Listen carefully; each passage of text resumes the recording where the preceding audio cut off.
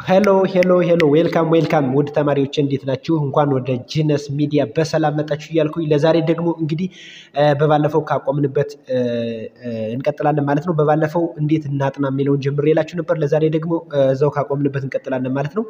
ስለዚህ እንዴት ነው ራሳችን ፊዚካሊ እና ሜንታሊ ለጥናት ሬዲ የምናደርገው፣ እንዴት አድርገን ነው ራሳችን የምናዘጋጀው የሚለውን አንደኛ ወደ ጥናት ቀጥታ ከጥናት ከመጀመራችን በፊት ራሳችን ፊዚካሊ እና ሜንታሊ ማዘጋጀት አለብን ስንል ምን ማለት ነው?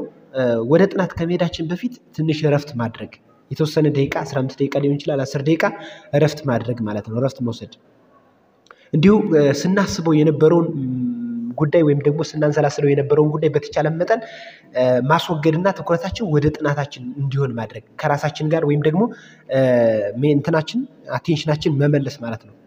ሞር ፎከስ እንድናደርግ ጥናቱ ላይ ማለት ነው። ይሄን በማድረግ ማሻሻል እንችላለን። ይሄን ማጥናት እንችላለን በደንብ አንደኛውን እንትን አይተናል። በቀጣይ ደግሞ ቀጣዩን እናያለን ማለት ነው። ይመቻችሁ።